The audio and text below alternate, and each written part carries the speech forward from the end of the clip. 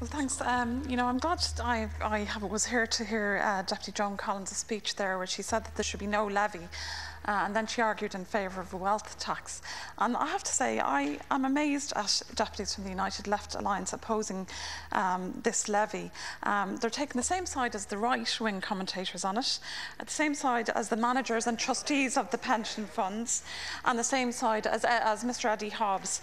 And I would recommend that you would listen back to a programme, an interview by Pat Kenny this morning with the economist Colin Rappel, because some of the points he made, I really do think you need to rethink your position in relation to this particular wealth tax, if you're in favour of wealth tax, because the points he made was that what's stirring up this opposition to this levy is the principle of a wealth tax.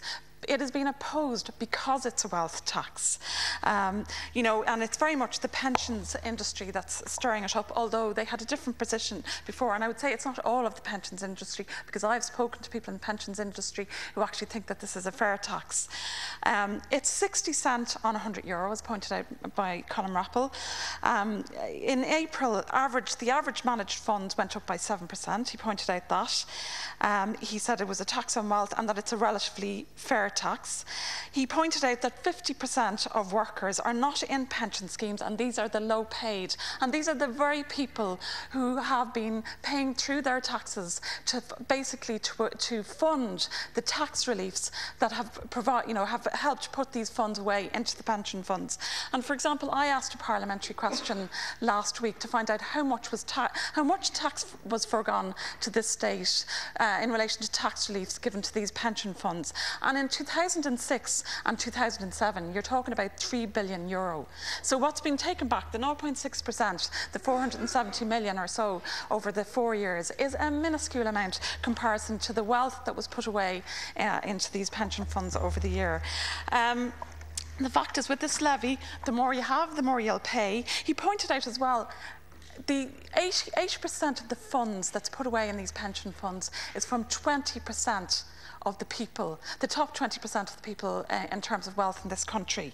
Yes, I know there's people in middle incomes and that who've put money in these funds, but these are not the bulk of what has gone into these funds in terms of tax foregone. And all of us as taxpayers have funded the tax breaks that allowed this wealth to be put into these pension funds.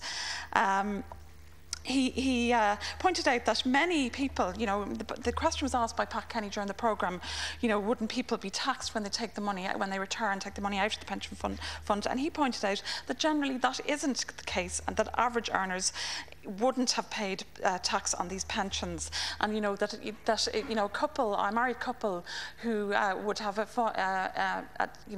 an income from these pensions of 36,000 between them, which would be about average. Most people wouldn't have been above that amount, wouldn't have paid any tax on their pension when they retired. I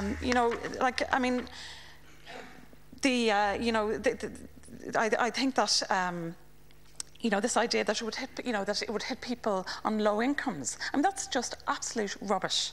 It really is. And I think that, I really think it's a disgrace, to be honest, the way yourself and Deputy Joe Higgins have talked about raids on pension funds, and then in the same breath you talk about the need for a tax on wealth. Which tax on wealth will you actually be in favour of? You'll probably oppose property tax. This is wealth that has been put away. This is what wealth is. Wealth is savings. And the comments as well by Deputy O'Sullivan talking about this is a tax on prudency. This is a tax on wealth that was put away at the expense of the taxpayer, and it's at the expense of the 50% of people who don't have these pension schemes, who are mainly low-paid workers, and those are the people that you should actually be in favour of. And the unemployed, and many of the unemployed who paid taxes over the years to help pay, to help the state pay for the tax foregone, they will hopefully benefit from the jobs initiatives. And whatever criticisms you have of the jobs initiative, that's fine. Talk about the merits of the jobs initiative. For you to actually be arguing against the pension levy, I think think you have no credibility whatsoever if you call yourself socialist. And that was one of the people who texted in the programme was saying that Colin Rappel is an old-style, unreconstructed socialist. Well, that's what they used to say about the likes of Deputy Joe Higgins, you know, and now suddenly he's in defence of the pension fund industry. I think it's amazing. And just in relation to the pension funds industry, it's not representative.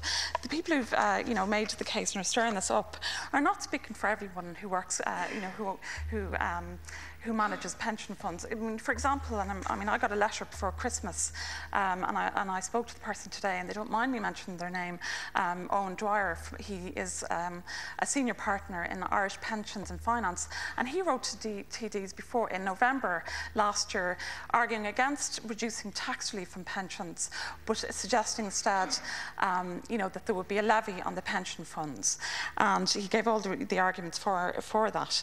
I spoke to him today, and what he said was, he said that in his opinion the levy was not a bad thing for people with personal, company or AVC pensions.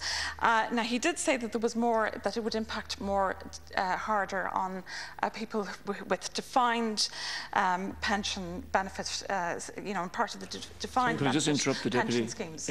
You will have 40 minutes remaining when you resume this debate tomorrow, but we're on now to private members' motion on agriculture. Okay, thank you. Would you move thank the you.